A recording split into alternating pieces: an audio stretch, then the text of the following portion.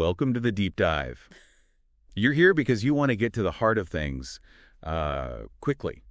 Today we're diving into The Knight and the Princess, a poem, full of love, duty, and some, well, hidden deception. Right. Our goal is pretty straightforward. Give you a clear understanding of the main conflicts and, where things might be headed. Exactly. You want the fast track on this narrative. So we've got this knight. He's been gone ages, comes back thinking only about the princess. But there's this shadow looming, an evil witch. Let's dig into what makes this poem work. Okay, so the poem starts with the knight actually arriving back at the castle after being away for years. And what jumps out, right away, is why he's back. It's his feelings for the princess, not some order from the king. Yeah. The poem even talks about his abyss of fantasy and these bubbles of dreams.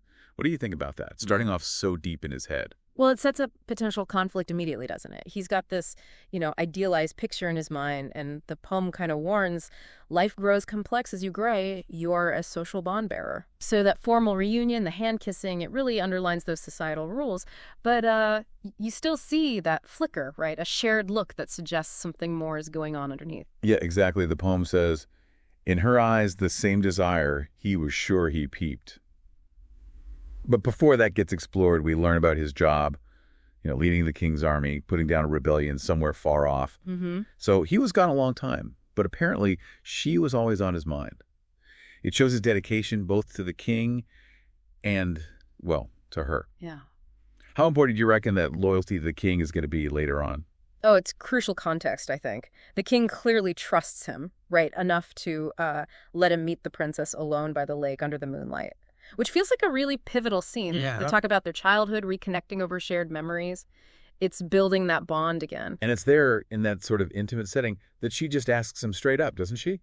So says your eyes, that you love some, don't you? Oh, brave knight. Yeah, cuts right through it. Yeah, and he admits it right away. But he seems, worried. He asks, will your terms be harsh?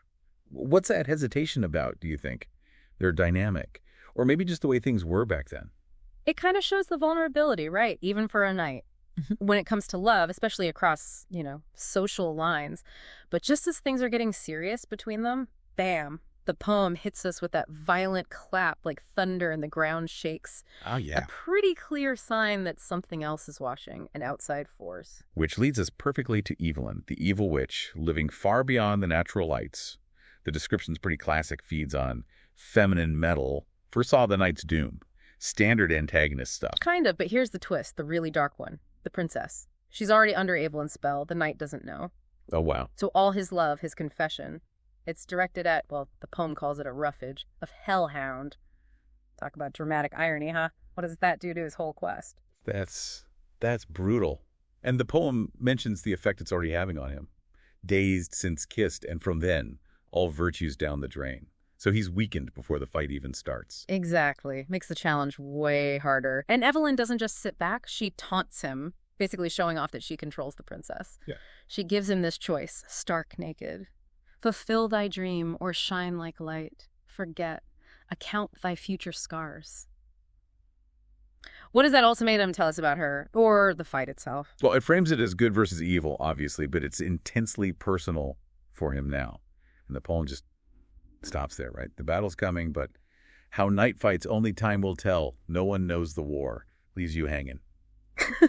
So yeah, this deep dive shows a story where love and duty get tangled up with this really insidious deception. It makes you think, doesn't it? How appearances can be totally misleading and the kind of unexpected battles you face when you're chasing what you want most. Absolutely. Makes you consider the vulnerabilities hiding beneath the surface, Yeah. no matter how strong someone seems. Anyway, thanks for digging into this one with us.